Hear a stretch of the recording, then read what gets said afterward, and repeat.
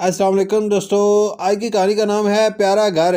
शाम की नरम धूप और दूर दूर तक फैली सब्ज घास, रंग बिरंगे फूल, लहलाती झाड़ियाँ। कालू का तो इस चरागाह से जाने का दिल ही नहीं चाहता था। इसका दिल चाहता था कि हमेशा के लिए इसी चरागाह में रह जाए। अम्मा, क्या ऐसा नहीं हो सकता कि हम यही रह जाएं?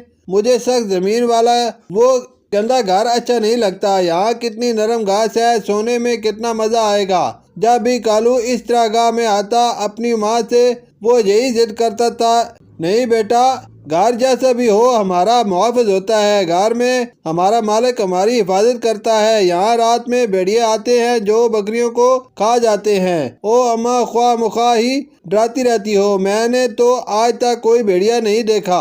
कालू मुंह ही मुंह में बड़बड़ाया, आज तो मैं जरूर यहीं रहूंगा। कालू ने दिल ही दिल में फैसला किया। इसके चेहरे पर एक शरीर मुस्कुराहट थी। जब मगरिब का वक्त करीब आने लगा तो चरवाहे ने सब बकरियों को एक जगह जमा किया और घर की तरफ आंकने लगा।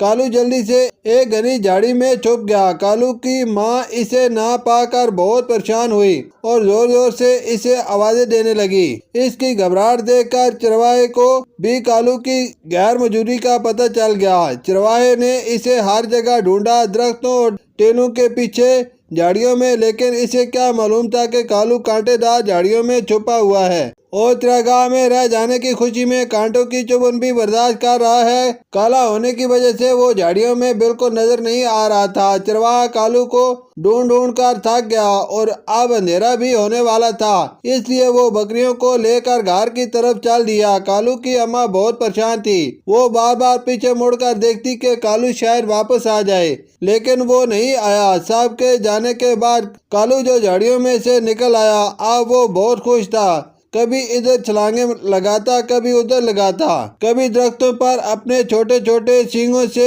टकरे मारता और कभी घास पर कलाबाजियां खाता। खेल कूद में कब अंधेरा गहरा हुआ इसे पता ही नहीं चला।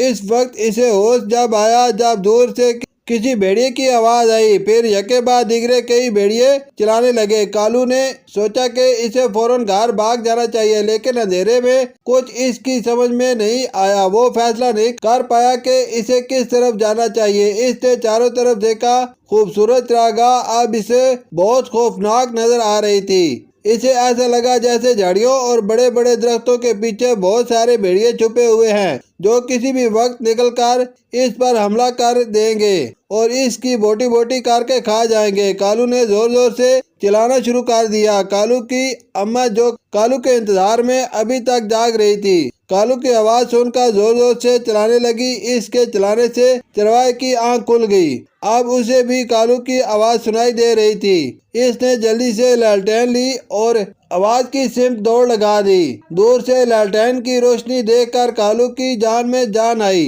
वो रोशनी की तरफ दौड़ने लगा और जल्द ही वो चरवाहे के पास पहुंच गया।